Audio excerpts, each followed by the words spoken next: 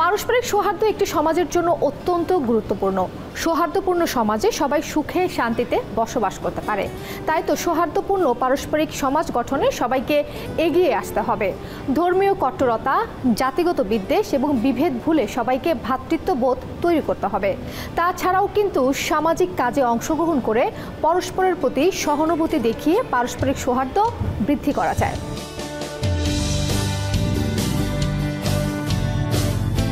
আগে কিন্তু আমরা কারো দরজা, আমাদের কোনো বাসার দরজা বন্ধ থাকতো না।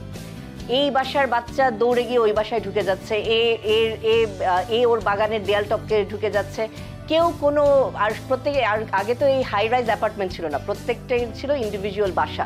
তো ওই জন্য অন্যরকম একটা কমিউনিটি ছিল। তো এই ধরনের মজা, খেলাধুলা, এই রাস্তার মধ্যে সাইকেল চালাচ্ছি, ওই সেফটি অ্যান্ড সিকিউরিটি লেভেলটা অনেক হাই ছিল।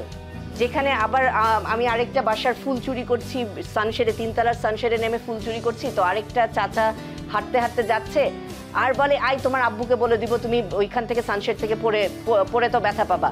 মানে প্রত্যেকেই কিন্তু তখন একে অন্যকে চিনতাম বলে সবাই সবার উপরে চোখ রাখতো। এখনকার ছেলেমেয়েরা যখন হেঁটে যাচ্ছে কেউ কারো দিকে তাকাচ্ছে না, কেউ একটু কোনো অসুবিধা হলে কেউ কাউকে কিন্তু সাহায্য করছে না।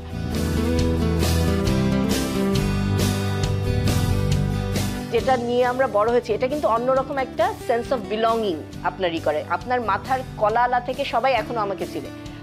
আমি আসলেই বলে, আপা আসছেন, কলা নিয়ে, ফ্রি কলা নিয়ে বাসায় এসে পড়ছে। এইখানে আমি আমার যে একাত্মটা পাই সবার সাথে, এই জিনিসটা আগে ছিলাম বলে, আগের কমিউনিটি থেকে বড় হয়ে আসছি বলে কিন্তু আমি পাচ্ছি, যেটা এখনকার অ্যাপার্টমেন্ট লিভিংয়ে কিন্তু আমরা ওই ধরনের হৃদ্যতাটাকে আমরা তৈরি করতে পারি না। সুতরাং আমি বলবো যে হ্যাঁ, অন্যভাবে আমরা করতে পারি, যে ডিফারেন্ট পাড়ার মধ্যে আমরা প্রতি সপ্তাহে এক একটা ধরনের প্রোগ্রাম করতে পারি, যেখানে সবাই আসবে, সবাই কথা বলবে, একে অন্যকে চিনবে। এই চেনাটাও অনেক জরুরি।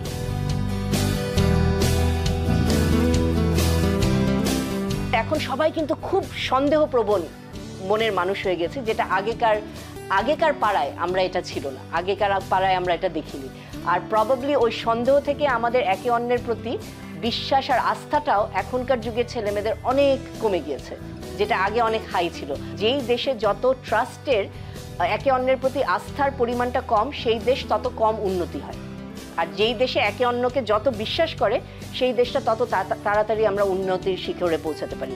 তো আমি বলবো যে আমাদের ওই কমিউনিটি এনগেজমেন্ট, কমিউনিটিতে একে অন্যকে চেনা, একে অন্যের প্রতি আস্থা, এমপ্যাথি, এই জিনিসগুলোকে আবার যদি ফিরিয়ে আনা যায় কোনো না কোনোভাবে, তাহলে বাংলাদেশকে কোনোভাবে থামানো যাবে না উন্নতির ওই শিখরে উঠানো।